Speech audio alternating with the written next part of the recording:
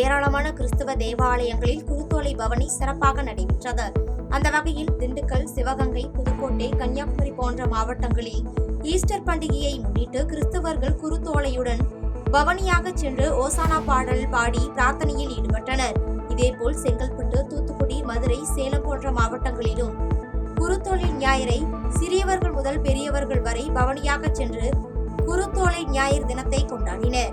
மேலும் சென்னை, கடலூர், ராணிப்பேட்டை, நெல்லை போன்ற மாவட்டங்களிலும் குருத்தோலைகளை கையில் ஏந்தியபடி ஓசானா பாடலை பாடி சென்று பவனியில் ஈடுபட்டனர்.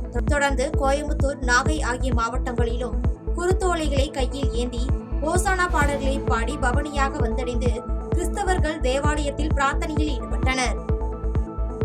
தமிழ்நாடு குத்துச்சண்டை கழகம் சார்பில் மாநில இளையோர் ஆண் மற்றும் பெண்களுக்கான குத்துச்சண்டை போட்டி புதுக்கோட்டை பழைய பேருந்து நிலையத்தில் உள்ள அலுவலர் மன்றத்தில் நடைபெற்றது.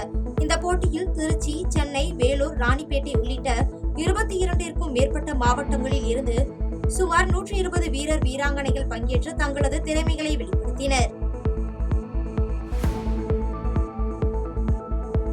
புதுக்கோட்டை மாவட்ட திருக்கோவில்களை சார்ந்த பேரையூர் நாகநாதர் சுவாமி கோயில் தேரோட்டம் மிக விமர்சையாக நடைபெற்றது. இதில் சுற்றுவட்டார கிராம பகுதியில் இருந்து வந்த ஏராளமான பொதுமக்கள் தேரோட்டத்தில் கலந்து கொண்டு சுவாமி தரிசனம் செய்தனர். தேனி மாவட்டம் பழனிசெட்டிப்பட்டியில் மனோகரன் என்பவருக்கு சொந்தமான பெனடிக் பள்ளி என்ற பெயரில் தனியார் பள்ளி ஒன்று செயல்பட்டு வருகிறது. இந்நிலையில் பள்ளியை நடத்துவதில் சிரமம் ஏற்பட்டதால் மதுரை CEOA பள்ளி நிர்வாகத்திற்கு சில நிபந்தனைகள் அடிப்படையில் மனோகரன் பள்ளியை நடத்துவதற்கு ஒப்பந்தம் விட்டுள்ளார். தொடர்ந்து பள்ளி நிர்வாகத்திற்கும் மனோகருக்கும் தொடர்ந்து கருத்து வேறுபாடுகள் ஏற்பட்டு வந்த நிலையில் பள்ளியில் மனோகரன் தரப்பினரும் பள்ளி நிர்வாகத்தினரும் ஒருவரை ஒருவர் தாக்கிக் கொண்டதால் அங்கு பரபரப்பு ஏற்பட்டது.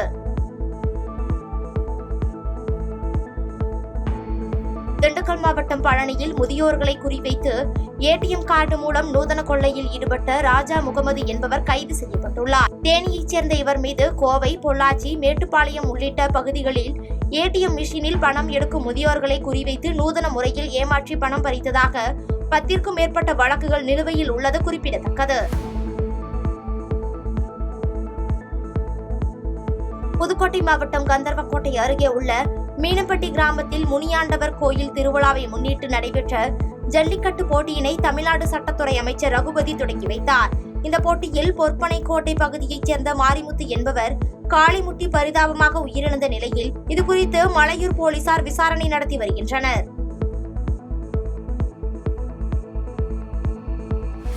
தூத்துக்குடி மாவட்டம் கோவில்பட்டியில் உள்ள செண்பகவள்ளி அம்மன் உடனுரை பூவனநாத சுவாமி திருக்கோவில் பங்குனி உத்தர திருவிழாவை முன்னிட்டு திருத்தேரோட்டம் மேளதாளம் முழங்க சிறப்பாக நடைபெற்றது.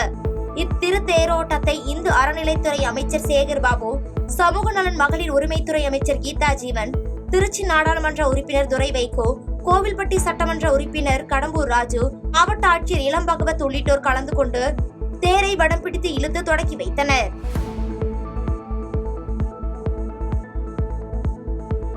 பாதகம் செய்பவரை கண்டால் நாம் பயம் கொள்ளலாகாது பாப்பா.